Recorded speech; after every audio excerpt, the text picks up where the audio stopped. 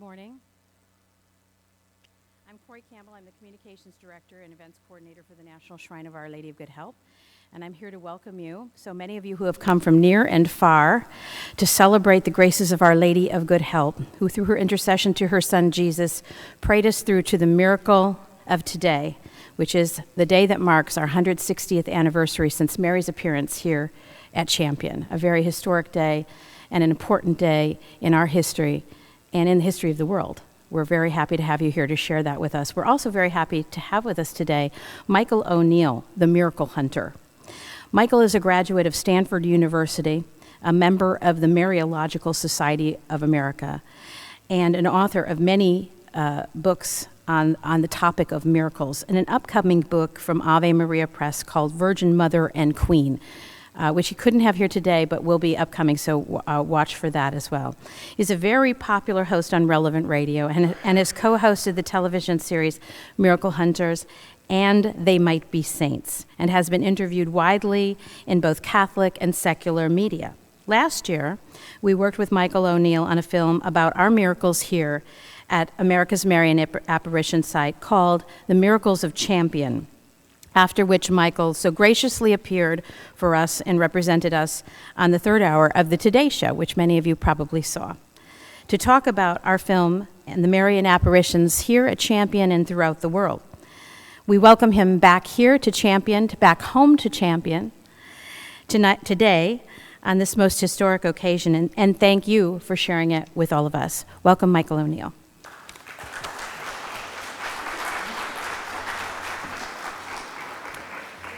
Thank you very much. It's great to be back this morning, and happy feast day of Our Lady of Good Help, or Our Lady of Champion. The 160th anniversary of those events are today. And so I'm so grateful to be speaking with you today. And I'm going to be talking about a topic that I don't normally talk about, but one that's become very interesting to me because I've been working on a series with EWTN called They Might Be Saints. And the concept of the show is to present people who, they have gone on before us, but they are on the path to sainthood. So that means that they're servants of God or venerables or blesseds or on their way to becoming a saint. And so inherent in every canonization cause is the search for miracles, and that's where I come in. I like hunting for miracles. So the show is about the search for miracles. And so when we talk about Our Lady of Good Help, we can't help but talk about Sister Adele Bryce, who was the visionary, and is often the case in Marian apparitions. The visionary becomes a saint someday. So I wanted to discuss the possibilities of Sister Adele being a saint. I'm not here to propose her as a saint. Haven't looked at her life of heroic virtue personally, but I just wanted to talk about how would that go if they were to start that process here. And so today we're going to be talking about the making of a saint, how people go from being just regular people like you and I to being elevated to the altars or the canons of the saints, and how that process works. So coming up in just a couple of days, we have the canonization of one of the most popular modern saints to be, and that's Cardinal John Henry Newman. He's now a blessed. And you'll see a photo of me on the left, and that's a picture of me with the people who received the miracle related to that's going to propel him to be declared a saint. So the second miracle. And this was a story of a woman named Melissa Villalobos. She's from Chicago. And she came into the studio for Relevant Radio in Chicago to do an interview with me. And if you haven't heard my show, I recommend, if you're interested, I recommend you tune into this episode in the archives because it was one of my all-time favorite interviews. This woman talked about how she was going to have a miscarriage. She was actually at home with her children. Her husband was away on a work trip, and she and her 4 children, she told her children to sit and stay at the table while she had to go off to the restroom. And it's kind of a miracle that the children stayed there for the course of an hour. That's one miracle. But really, she was about to suffer a miscarriage, and she was actually on the brink of death because she was bleeding so profusely. And she couldn't walk, couldn't leave the room, couldn't call for help. All she could do was call for the help of John Henry Newman, who she had developed a spiritual friendship with, and she had often turned to him in times of need. And even though that she was in dire straits and maybe was on death's door, at the very moment when she called out and said, "Help me, John Henry Newman," the bleeding stopped. And it was so convincing that doctors looked at it, and they actually said that this was an inexplicable thing. The baby who's pictured here was born and was perfectly healthy. And so this was the miracle that the Vatican recognized for the John Henry Newman canonization, happening in just a couple of days. And is often the case with people who receive miracles. She will be there, or she is there in Rome now, actually at the canonization herself. And so today we're going to talk a little bit about what is the potential for Sister Adele Bryce, the visionary here at Our Lady of Good Help. It used to be called Robinsonville, now it's Champion, Wisconsin. And the basic background on Sister Adele is that she was 28 years old when she had those visions. And she was born in Belgium, but she came to the United States with her family, and she was a farm worker. And as you know the story by now, she had 3 visions of Mary. At first she didn't know that it was Mary, but then became convinced of it. And Mary told her to teach the catechism. And she lived a life of going and spreading the gospel, especially to children. One of my favorite parts of the story is how she figured out the best way to evangelize. Oftentimes it's hard to get children and other people to listen to what you're saying, especially when you're talking about the faith. But she went door to door to the townspeople around, and she knocked on the door and she said, "I'd like to clean your house in exchange for letting me teach your children the catechism." And the parents, of course, gladly agreed to that. What parent wouldn't want that? A clean house and their children taught the faith. So she was in the home of all these people, and as she cleaned, she taught. And she went from home to home, and she took Mary's word to heart. And in many ways, she lived out her life in a life of virtue. She was never formally a nun, although she wore a habit. There was not an order of nuns nearby that she could profess to, although her friends from Belgium, many of them had become nuns, but she couldn't quite do it herself, but she lived the life to the degree she could. So did she live a life of heroic virtue? That's not for me to decide. But the question is, could she possibly someday be proposed as a saint? And so let's look at that a little bit. So when we talk about visionaries, it's kind of a funny thing, but when you look at the demographics of sainthood, other than being a pope, in which there's maybe a third of the popes are canonized, there's no other demographic that you're more likely to become a saint than if you are a Marian visionary.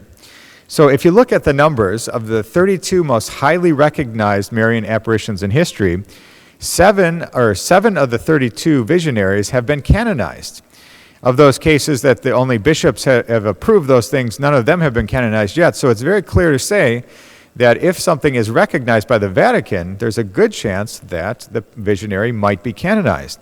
And what are the famous examples? So 2 of these I was able to see in person this past week or a week ago. I was in France on pilgrimage with Father John Broussard from the shrine here. And we went to the place of the miraculous medal in Paris at Rue de Bac. St. Catherine's Labouré, her body is incorrupt there, and she has been canonized. St. Bernadette Soubirous of Lourdes, we saw her in Nevers. Her body is incorrupt as well. She is a visionary who was also canonized. At Fatima, I was there on May 13th, 2017 with Pope Francis and 1 million of his closest friends as we all gathered to celebrate the 100-year anniversary of Our Lady of Fatima. And at the same time, he canonized the 2 shepherd children of Fatima. So those are 2 more visionaries that have been canonized. Of course, at Guadalupe, St. Juan Diego, who got the miraculous tilma and spent his life evangelizing and spreading the word about Our Lady of Guadalupe, he was canonized by Pope John Paul II, who traveled all the way from Rome to Mexico City and was greeted by millions upon millions of Mexicans, and he canonized Juan Diego there. Venerable Mariana de Jesus Torres and Venerable Benedicta Rencourel, they are on the path to sainthood as well, and they are Marian visionaries. So needless to say, it's something to look at to see if Sister Adele someday might be a saint. And so today we're going to be looking at the history of canonization. We're going to talk about how canonization causes get started. How does it happen anyway? We're going to be talking about the path from servant of God to venerable to blessed and to saint. We're going to talk about that hunt for miracles, how the postulators find miracles, and finally, how saints are declared in the end. So let's talk about the history of canonization. So in the early church, the saints that were most likely to be canonized were those people who were martyrs, those people who died for the faith. In odium fidei is what the Latin says, in hatred of the faith. Just dying for political reasons isn't enough. Just giving up your life isn't enough. You have to be killed because of hatred of the faith. And so this is where the reputation of sanctity and the cult, as it's called, that surrounds people of holiness forms. And St. Cyprian and St. Augustine were some of the first people to make the point that these people should be recognized as examples that the faithful should look up to. And beyond the early days of the church, they went from martyrs to confessors.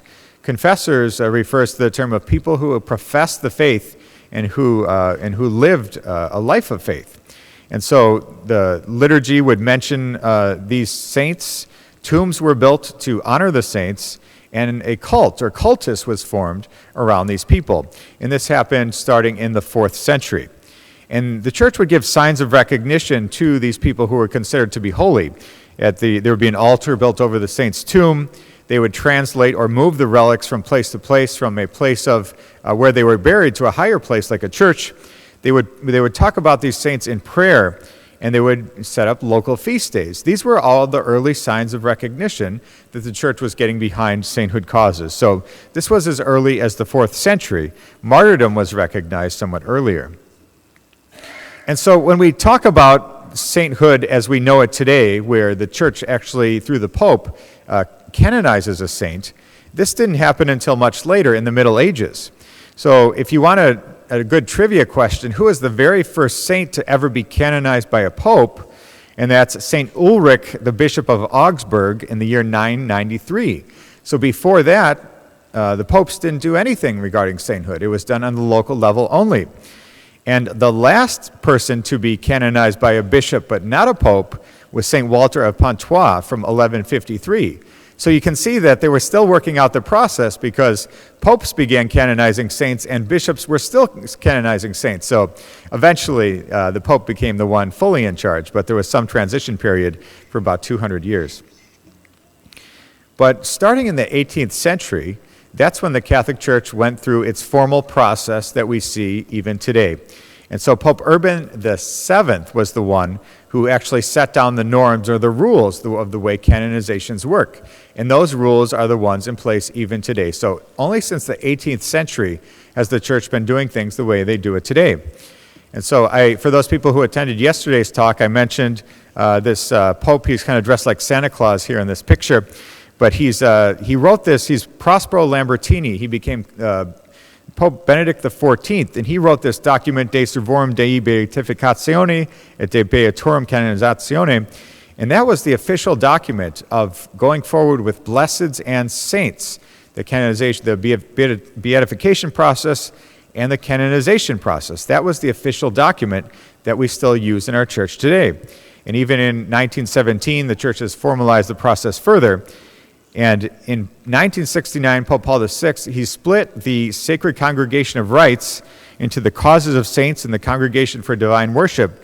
So the Causes of Saints is the group that if you were ever to visit Rome and you were to talk to somebody about how saints were made, they would be the ones who would have all the information.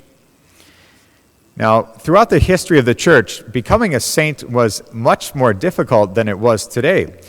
For example, you needed 2 to 4 miracles for beatification, and then you needed 2 to 4 miracles for canonization.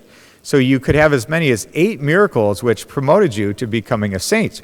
And that all changed under John Paul II in the year 1983.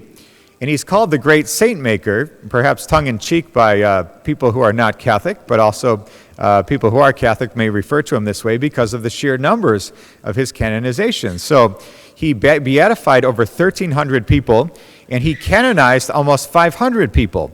So up until Pope Francis, he had canonized more people than any pope in history.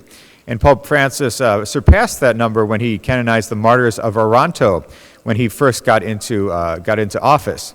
and now he has the number one spot for the most saints. But up until that point, John Paul II by far had the most saints in history.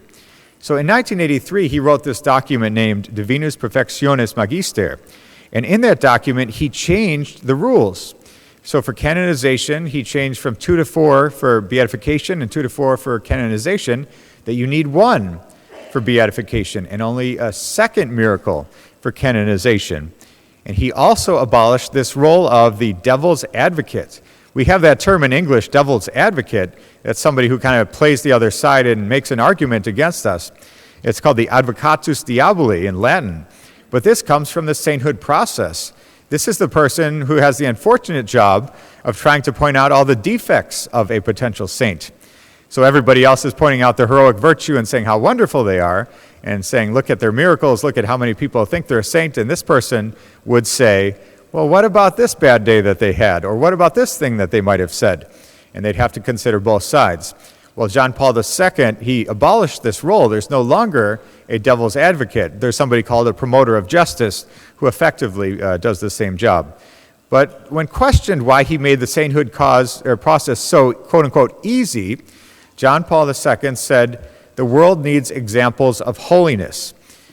Because of the search for miracles, finding 2 to 4 miracles for beatification and canonization, it often would take hundreds of years to find that many miracles. So he wanted the process to go faster so that people would see these people as saints and emulate them. So that was the idea that John Paul II had. Now, there are 2 traditional paths to sainthood. One is that very hard path of martyrdom, where somebody gives up their life in odium fidei, in hatred of the faith. That's the hardest path, in my opinion. And in that path, you do not need a miracle when you give up your life for the faith. You don't need a miracle to be called blessed. However, when you move from the stage of a blessed martyr to a saint, then you are required to have a miracle. So 1 miracle for martyred saints. The more common course, of course, is heroic virtue. This makes up 99% of the saints. These are people who lived holy lives, and then they find 2 miracles through their intercession. And they're found to have lived in fama sanctitatis. That is, they have lived in fame of sanctity. So people know them for being saints, and there's a cult or a devotion that develops because it's well known how holy they are. In 2017, Pope Francis actually added a new path to sainthood. Most people don't know this. They know of martyrs and they know of people living holy lives, but there's a brand new path to sainthood. There's a third way that you can get there. And it's called oblatio vitae, which is a Latin phrase for meaning giving up your life out of love for another. So this is the kind of case where we see a picture of St. Maximilian Kolbe. He's a famous saint from Poland who gave up his life for somebody else who was going to be killed in the concentration camp. And so he wasn't killed out of hatred of the faith, but he was a martyr of charity. He gave up his life out of love. And because of this, the church has canonized him. And in this case, just like martyrdom, no miracles required to get to blessed, but to go from blessed to saint, you need a miracle. There have been exactly 0 people since 2017 who have been canonized or beatified according to this new protocol. But there is a saint, a future saint from the United States, who my sources inside the Vatican tell me will become the first, and that is, of course, the Grunt Padre. You might know him for Father Vincent Capodanno. He gave up his life in service of our country and in service of the church, and he died in battle out of love, caring for the people on the battlefield. And he's being proposed as the very first blessed in this oblatio vitae path to canonization. We'll see if that happens. Now, one of the most recent cases of martyrdom in the United States is Blessed Stanley Rother. He's from Oklahoma City, and he died in South America. And he was just beatified just this past year. So he is one of the most recent saints, maybe the most recent, blessed from the United States. And he's from Oklahoma City. He gave up his life out of hatred of the faith he was martyred. And so he's on that very short list, and maybe someday he will be a saint as well. We talk about the United States. There are causes for martyrs. We hear of these North American martyrs from many years ago. They were in the United States and Canada who were evangelizing there. But there are other martyrs who are potentially going to be saints. And in the process of doing this program, They Might Be Saints for EWTN, we did an episode of the Martyrs of La Florida. In my experience, I've talked to so many people about the Martyrs of La Florida, and not a single person knows this story, which is kind of amazing because I know some pretty knowledgeable Catholics. So there was a man named Antonio Quipa, and he had they call him his companions, 84 companions. Those are the people in the beatification cause. These are people who gave up their life out of hatred of the faith. So these are Appalachian Indians who had converted to Catholicism through the Spanish, and they loved their faith so much, and they loved the Eucharist so much, that they died at the hands of the English in Florida. And these are, they say there's as many as 300 or 400, but 85 are being proposed as saints as of right now. And the stories are absolutely heart-wrenching. These people who are given the chance to live and convert to Protestantism or die if they hang on to their Catholic faith.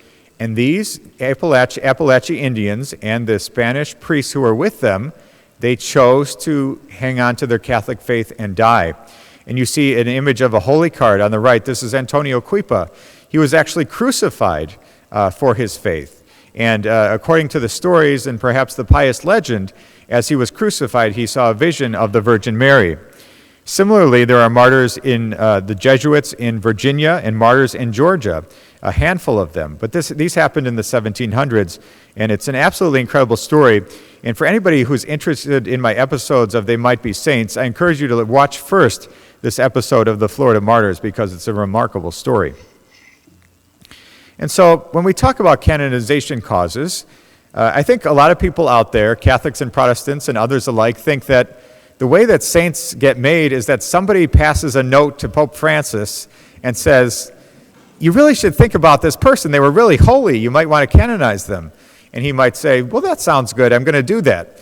Well, really, it doesn't work like that at all. Pope Francis only comes in at the very last moment when years and years in paperwork and documentation and miracles have been validated and the blessed or the saint is ready to be processed. He has a meeting with the head of the Congregation for the Cause of Saints, and then he rubber stamps it and says, okay, let's make them a saint. But he himself doesn't promote anybody for us as a saint. But how does the process work anyway? And one thing that's interesting is for a cause to be opened, they first become called a servant of God. That's just the label that they're given. They may not truly be a saint, they may not truly be holy, but that just means that the effort is being put in to make them a saint. Now you might wonder this, and so many people wonder this, and I wondered this for a long time. How come there are so many saints who are priests and nuns? Is it just that priests and nuns are holier than the rest of us and we can't quite live up to that?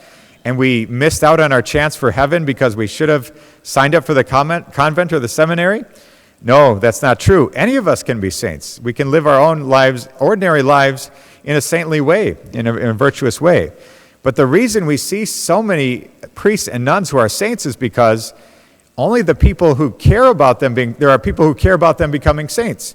So for example, the Little Sisters of the Poor, one of the great orders of nuns, they have an order where I grew up in the suburbs of Chicago. And they're all over the world. They started in France with Saint Jean Jugan. Well, they worked really hard to get her to be canonized a saint because it's pretty great when the foundress of your order has been recognized as a saint. So oftentimes the founders of orders have been promoted by their own causes, or their causes have been promoted by the people who are there as members of that cause. So the priests or the nuns work very hard. So for a sainthood cause to get off the ground, there must be a petitioner, or in Latin they're called the actor. So it must be a parish, a religious congregation, a diocese, an association of lay faithful, or a civil body who will propose this to Rome and say, we've got one. We've got a saint who we think should be recognized. And of course, not only does it need to be people who are willing to put in the effort, it needs to be people who are willing to pay the bill. Canonization causes are unfortunately very expensive. So it has to be a group of people who are willing to fund this effort to not only fund people who will do all the documentation, all the historical analysis, get all the medical reports for the miracles, get everything together, submit it to Rome, and hire somebody in Rome to petition Rome. It's very expensive, so there's a little money behind these things as well. One of the interesting things about canonization causes is they can only happen in the place where the person died. So we have these cases of, for example, Sister Marie de Montagrance, who I mentioned yesterday. She died in Turkey, but her cause was picked up here in the United States because there are very few Catholics in Turkey, for example.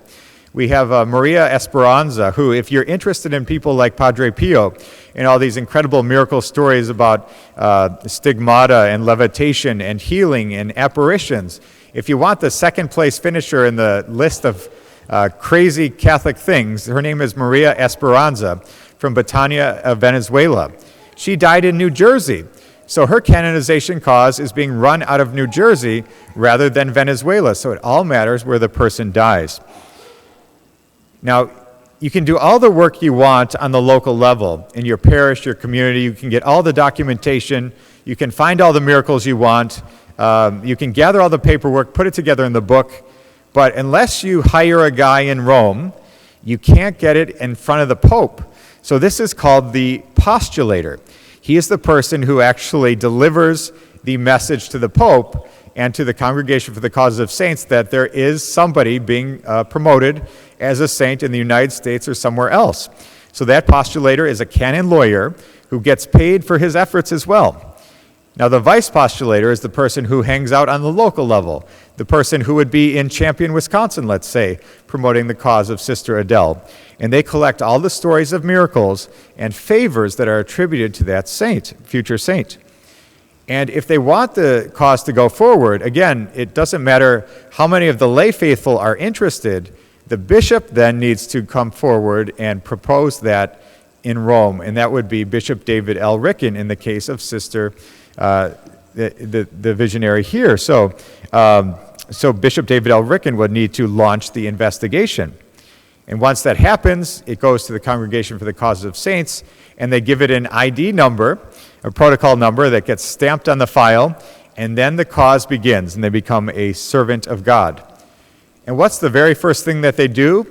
They try to dig up all the dirt on the person's life. So they interview every person who knew that person and say, tell us, do you think they were a saint? Tell us everything you know about how they lived their life. And so many interviews, pages and pages. In the case of Sister Lucia of Fatima, who died at age 95, her document has over 10,000 pages of interviews and documentation as her sainthood cause is being promoted. And so how does the diocese get involved? How would the Diocese of Green Bay get forward in Sister Adele's canonization cause? Well, the local bishop, Bishop David L. Ricken, he would get together with all the other bishops of this region, and they would come together and find a postulator in Rome. They would gather input from the faithful, people who had a devotion to Sister Adele. Nobody is alive who knew her personally, but there are relatives, perhaps, who they would question.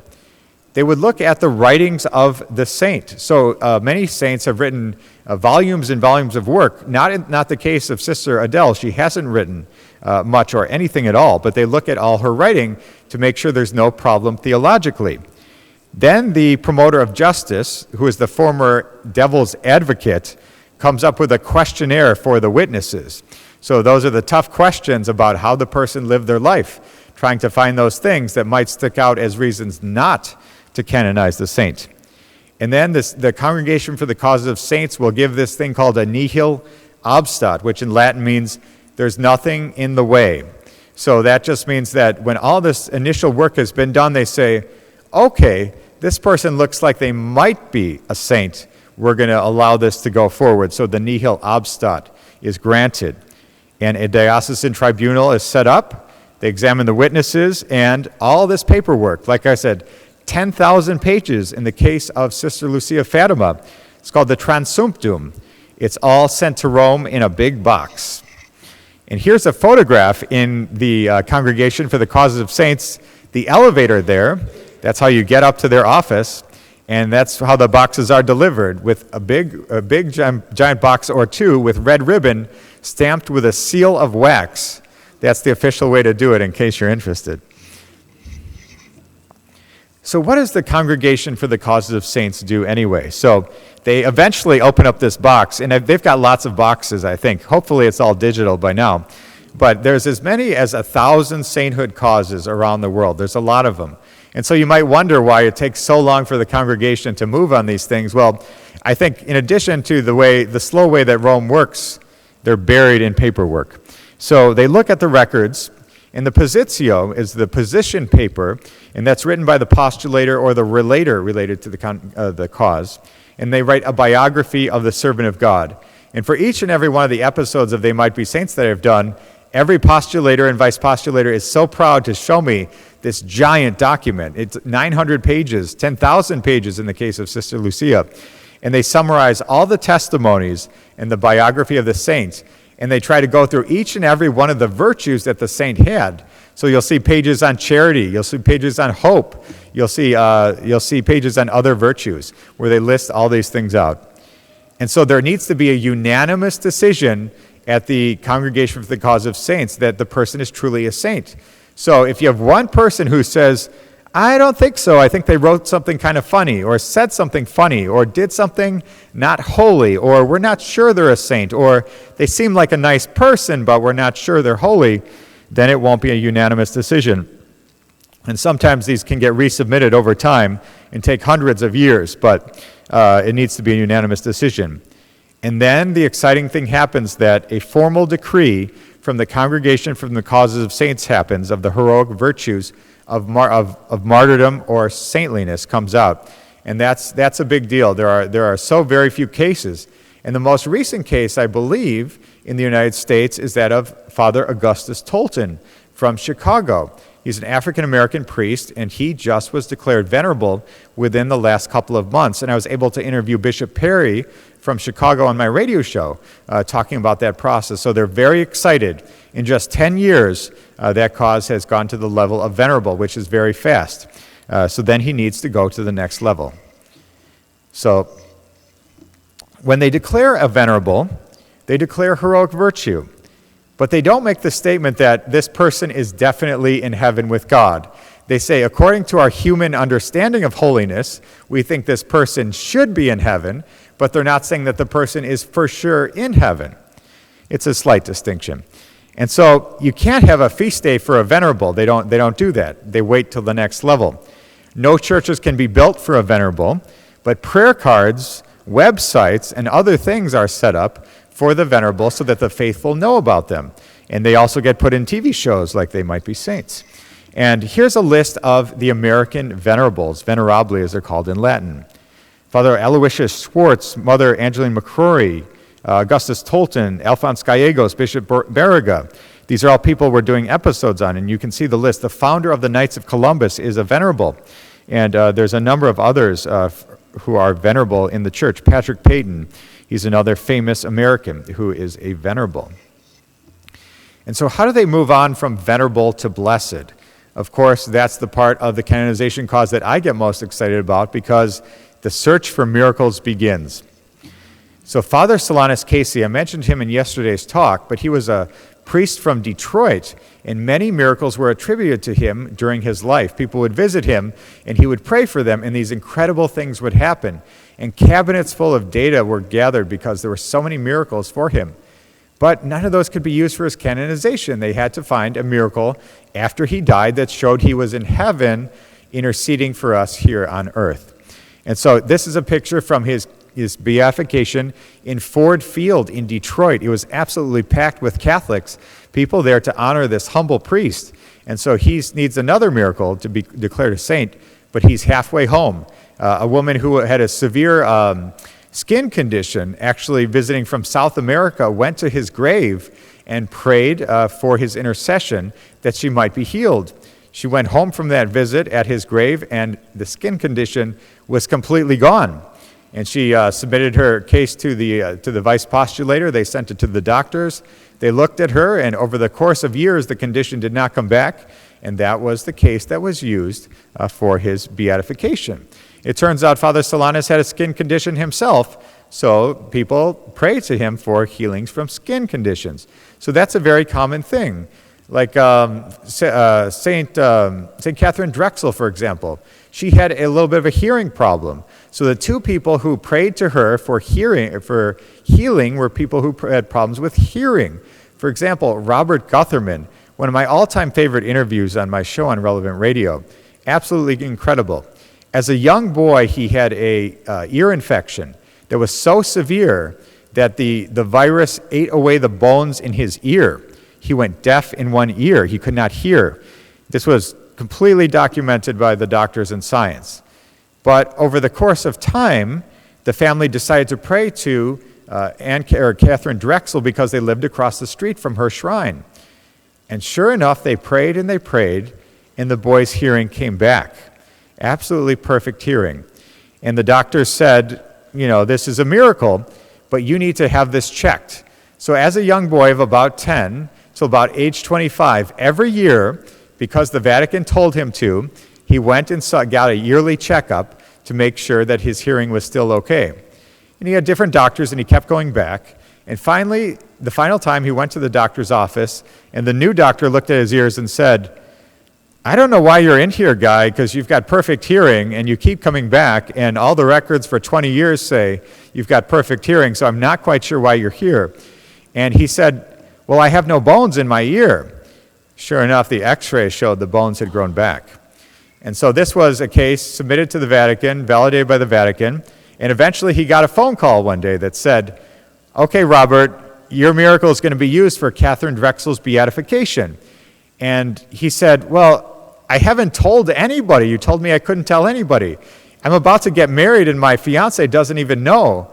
And so he said, can I tell my fiance? So sure enough, he sat down with his fiance, and he said, there's something you don't know about me. I'm this miracle boy. And she said, thanks for telling me. And then he went to work, the next day after he had given a press conference, and everybody at work who just knew him as Bob, the guy in the factory, knew him as Bob the Miracle Boy, because he had the miracle ear. So it was incredible. What an incredible man. I got to see him in person and hear his tearful testimony about how his life changed because of this miracle. And his whole family and everybody who knows him has drawn closer to the faith because it's been such a moving experience for Robert Gutherman. And Amy Wall, who is the canonization miracle, she was also deaf. And she heard the story of Robert Gutherman. And because she heard that story, she sought out the intercession of Catherine Drexel. And sure enough, her hearing came back as well. So I only mention this because that often saints are tagged with a certain patronage, for example. So Sister Adele, you might or might not know this, she lost an eye. She was blind in one eye. And so it's potential that people who have vision problems will seek Sister Adele and seek her intercession there, and people might approach her in the same way. And so when we look at blesseds, they are called in Latin beatus beata, and there's a 5-year waiting period after death. I kind of think of it like the Hall of Fame in football or basketball. They wait a couple years before the person is elevated to that high level. There must be one miracle that's attributed to that saint. Used to be 4, now it's 1. And by calling somebody a blessed, they're saying that this person is definitely in heaven with God. And when they do that, they say that the person can be venerated on the local level. So that means that other people from other countries aren't really going to be recognizing them. But on the local level, like if Sister Adele was beatified, here in Champion, Wisconsin, her veneration would be most prominent. And churches aren't usually named for people who are just blesseds. I did see a Blessed Mother Teresa church once, but by rule, they're really not supposed to do that. And so what is the list of American beati or blesseds? St. Francis Xavier Salos, he's from the South, Louisiana. Teresa Demjanovich from New Jersey, and her beatification was the very first time there was a beatification on U.S. soil. Blessed Mary Frances Chervier, she lived in Germany, actually. She didn't live in the United States. Blessed Solanus Casey, Blessed Stanley Rother, the martyr. And there are 2 others who are just about to become blesseds. Servant of God James Miller, who is a martyr, and Venerable Fulton Sheen will be declared a blessed very soon. We don't have a date yet, but he is next. And so, how do they move to that next level of sainthood? So they're called sanctus or sancta in Latin, And the church says they're definitely in heaven with God, and they may be publicly invoked. You could say, Saint Adele Bryce, pray for us, if that ever happens. There could be a feast day for that person. There could be a church or a shrine named for that person, and they might be mentioned officially in the litany of the saints. These are all some of the bonuses or the highlights. This is Saint Mary Seton in this picture here. And who are the American saints? There's only a very short list. St. Damien of Molokai, you might know him for his work with the lepers in Hawaii. Also St. Marianne Cope, later on the list, she also did. St. Elizabeth Ann Seton, pictured in the slide before. She was the first American saint. John Newman, Junipero Serra, who was canonized by Pope Francis here in the United States. St. Kateri Tekakwitha. On my radio show, I interviewed the young boy and his mother. The boy had a flesh-eating virus. He lived in Seattle, and he was about to die. They prayed to St. Kateri because they're Native American themselves. They sought her intercession, and she became a saint because of that miracle. St. Catherine Drexel, Mother Frances Cabrini, St. Rose Duquesne, and St. Theodora Guerin. Those are the American saints. Those are the only ones. It's a very short list. Now, there's something called equivalent or equipotent canonization. This happens when a saint doesn't have the miracles that are needed, but the church still thinks that they're a saint anyway. And so they basically say, well, they want to confirm the cultus or the devotion to that saint that exists, but no miracle is showing up. So Pope Francis, when he came in 2015 to the United States, he canonized St. Junipero Serra, who had one miracle at the time. Other famous examples, you might have heard of St. Thomas More, for example. Cyril and Methodius, the Valentine's Day saints. St. Peter Damian, St. Gertrude. These are all, St. John of Avila, who's a doctor of the church. They only have one miracle, so the church has waived that requirement for the second miracle in equivalent canonizations. So how do they hunt for miracles when it comes to blesseds and saints? We talked about this yesterday, but miracles are inexplicable outside of human experience. They have a beneficial experience, meaning they're worked for the good, and they're beyond the power of humanity, implying divine intervention. The most common type of miracle in general, and the only kind of miracle, 99.9% of miracles used in canonizations are healing miracles. Here's a picture from Lourdes. And science has actually done a little research on what's the power of prayer anyway. So at Duke University, Fordham University, UCLA, London Research Institute has done big studies on this, and they say that there are positive measurable effects to prayer, where a person's blood cell count can change, skin temperature can change, blood pressure and brain waves can be altered because of prayer. So these are real studies done by non-Catholics. And it's interesting when others pray versus when the subject prays for himself. In 2002, in the Annals of Behavioral Medicine, linked the length of time an AIDS patient lived to how much they prayed. And one of the interesting things is, what about when an infant is sick? They're obviously not praying for themselves. These are clear cases of the intercession of others. Now, when we look at Lourdes, this is the classic case of St. Bernadette, 1858, a 14-year-old French girl receives visions of Mary, digs up a spring, and people there are healed in the thousands. There are over 7,000 to 8,000 remarkable cures there, 70 unexplained cures. And they have a medical panel that goes through and makes sure to say that these are true miracles. Again, the criteria that we talked about yesterday. The disease must be serious and not liable to go away on its own. There can be no medical treatment. It has to be a spontaneous, complete, and lasting cure, and there can be no crisis that produces a natural cure. You may have seen this movie called Miracles from Heaven just a few years ago with Jennifer Gardner. It's the story of a young girl, Annabelle Beam, who had a severe gastrointestinal problem.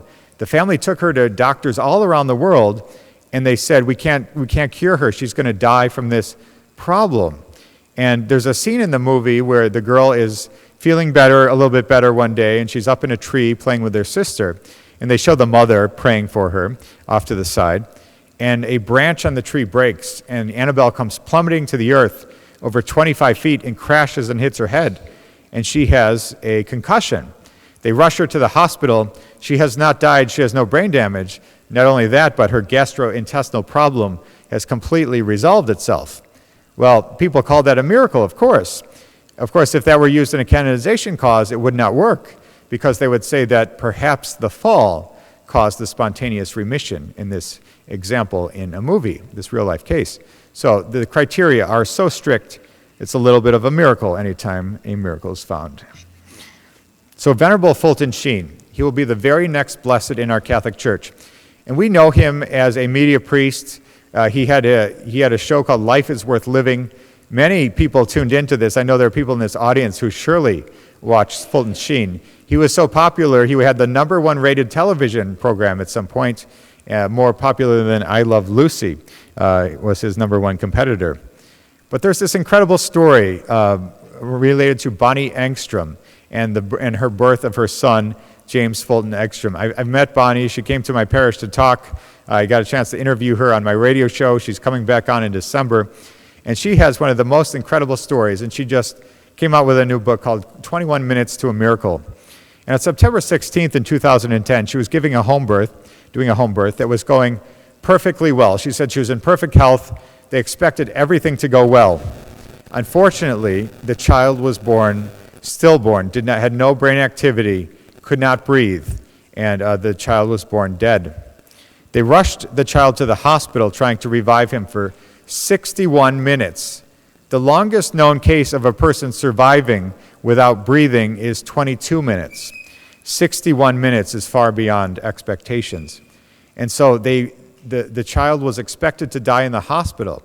And they prayed to Fulton Sheen. And they called their parish priest and said, have everybody in our parish pray to Fulton Sheen. Sure enough, they invoked this future saint, and the child came back to life. His brain activity came back. His breathing came back. And the parents celebrated with great excitement.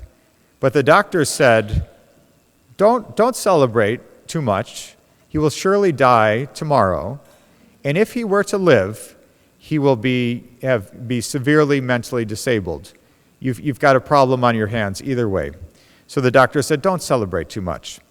They prayed more to Fulton Sheen, and that child lived and is now 9 years old and is a completely normal boy with no known medical conditions. And this is the miracle that was used for his beatification.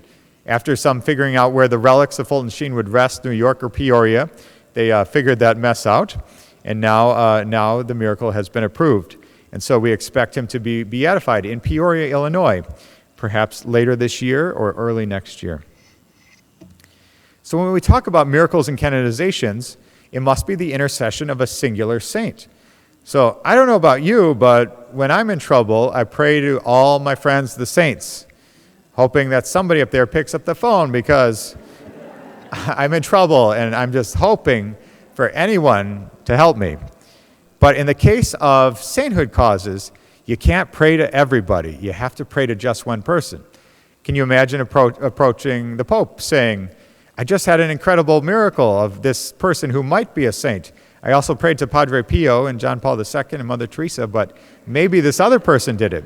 They'll say, congrats on the miracle, not going to be a saint. So it must be one person.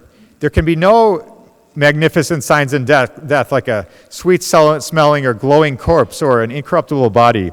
You can't have a stigmata or be levitating in life and have that make you a saint. It just doesn't work that way. It goes in your sainthood file, but that's about it. And thaumaturgy, wonder-working, is not used as well. Just because you can work miracles doesn't mean that you're a saint. Doesn't mean you're in heaven with God at the time of your death. So none of these are considered in sainthood causes. And there is only one case that I know of, and there's probably more in earlier days of the church, but there's one case of St. John Macias where it wasn't a medical miracle that was used for a canonization. So there was a man who was helping cook food for the poor in a soup kitchen. And when he showed up, they had forgotten to order more meat and more rice, and they had hundreds of people lined up for food. And this cook prayed to Blessed John Macias for his intercession, because otherwise these people would go hungry. And so they started making the rice and started making the meat, And it was a multiplication of food kind of miracle, where the rice just kept on coming. And they fed hundreds of people with just the supplies that they had. And the witnesses all testified to this. And this is the only case I know of that wasn't a medical miracle that the Catholic Church has used for a canonization. So when they approve a medical miracle, they say no natural cause can be found. Theologians will establish the singular intercession. Cardinals and bishops will review the paperwork to make sure everything looks good. And the Pope meets with Cardinal Angelo Becciu. He's pictured here. They have a meeting and he says, I've got a good one. Can you please rubber stamp this? And he does. And then they make the announcement, we have a saint. But it isn't until the Pope signs off that we have a saint on our hands. So that's how the process works. And how do they declare a saint? Well, as in the case of the children of Fatima, as I mentioned, I was so honored to be there with EWTN in a pilgrimage group. And we were there with 1 million people on a beautiful day that started off rainy, and then the sun came out, and it was a beautiful day in Fatima with 1 million people there, gathered for the 100-year centenary of Our Lady of Fatima. And it was coupled with the canonization of the 2 youngest shepherd children. I was really hoping that this would happen, that Pope Francis would do it this way. I know he has a great devotion to Our Lady of Fatima. But what they did is Pope Francis kind of fast-forwarded the miracle. There was this story of this young boy, and he's pictured here hugging the Pope. It was really a special moment. He brought up the gifts at the Mass. And this boy, the story is that he fell out of a window, and he cracked his head on the street. And he was thought to have severe brain damage. And they rushed him to the hospital. And when he was in the hospital, his father ran to the nearby convent and asked the nuns to pray for their son. And they all turned to the children of Fatima in order for this boy to recover. And sure enough, through the intercession of those nuns and through the intercession of the children of Fatima, that boy recovered nearly instantaneously and had no brain damage and was able to walk home. And so this was the case that was used in a very fast-forwarded kind of way to get the 100-year centenary to also be the canonization. But it was a very special thing to see that boy at the canonization. And what about Sister Adele Bryce? Will she be a saint? I have nothing to say about it. I don't know. I haven't studied her life, and I'm not the one to say anyway. But I would say that because it happens so often that visionaries do get canonized, that it's a worthwhile effort perhaps by the diocese, maybe the shrine someday will see it fit to gather that documentation and submit it to Rome. And perhaps there will be Saint Adele Bryce, whose grave here is on this site, and this will be another a great mark for the shrine as well. So I thank you so much for your kind attention to the presentation today. And if you're interested in sainthood causes, I recommend that you check out my website, theymightbesaints.com, or go to EWTN's website to find about the 12 episodes that are upcoming about saints from the United States and the search for canonization miracles. Thank you so much for your kind attention, and I'd love to answer some questions if you have them. Thank you.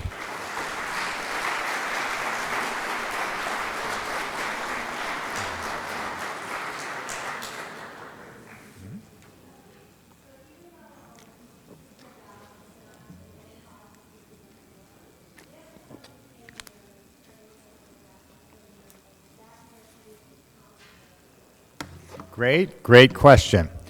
So the question in the front is, what if somebody came to the shrine here and they prayed for the intercession of Sister Adele and they got their miracle? And let's say it was a good kind of miracle where it was a serious condition, instantaneous, complete, and lasting, and no medical treatment. Let's say it fulfilled all the Lambertini criteria, but she's not quite a venerable. Could they, or even a servant of God, could they use that miracle in order to help the sainthood cause? Yes, they can. They put all these things in the file, and so when the sainthood cause gets rolling, then they're able to say, we have a miracle, or maybe they have several miracles at that point. And they go through all their miracles, all the best ones, and they pick their all-time best miracle. But if that early one was a miracle, they could submit it to Rome, and that could be the one that's used for canonization or beatification. Now, it's important to note that they can't stockpile miracles. So let's say there were 2 miracles that were really remarkable that happened before she were beatified. They couldn't kind of submit 2 at once and say, can we do a double, get her to be canonized then, or beatified then canonized shortly thereafter. Doesn't work like that. The second miracle has to happen after the beatification. So, but to get it off the ground for her to be a blessed, it would be great if somebody here prayed for intercession. That could be a miracle that could be reported to Rome for a canonization. Thank you so much for that. Yes, in the front. Yep.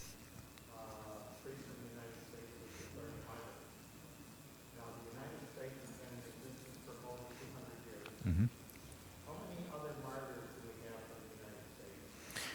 Oh, it's a good question that I don't have an answer to. So the question in the front is, how many martyrs do we have from the United States? We have Blessed Stanley Rother from Oklahoma City, who was just declared, and we have all the ones that are in process. We have North American martyrs, and those are the people like St. John Brebeuf and those others who worked with the Iroquois Indians, for example, and who were killed out of hatred for the faith. So we have all those people. And those aren't necessarily from the United States because they were before the United States. So my unfortunately unsure answer is I believe Stanley Rother is the only one who's been declared a martyr while it has been the United States. There have been others previous to the United States forming, but he's the only one that I believe has been formally declared. Great question. Thank you. Another question, please. Yes.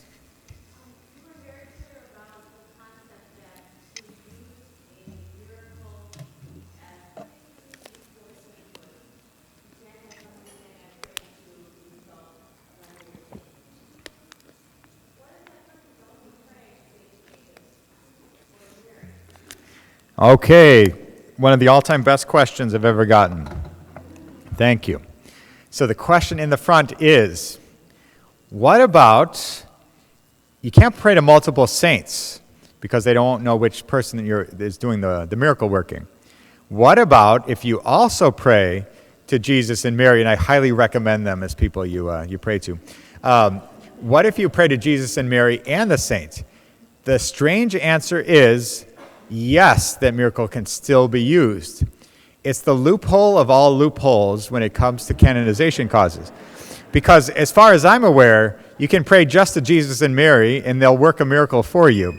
You don't need any saints in those cases. But the way that it works from a theological point of view is that God allows that intercession to happen, and it's not an independent kind of thing. So, for example, if you were here at the shrine of Our Lady of Good Help, praying to Our Lady of Good Help and praying to Sister Adele, that miracle can be used for Sister Adele's beatification. So I highly recommend that you all do that, just in case one of you get a miracle that you're seeking here. And a classic example of that, of course, is Our Lady of Lourdes. The children at Lourdes and at Fatima, where people would pray to Our Lady of Lourdes and St. Bernadette, and at Fatima they pray to Our Lady of Fatima and the children of Fatima. So, as I say, it's the loophole of all loopholes, but that's how it works. So thank you so much for that great question. Yes?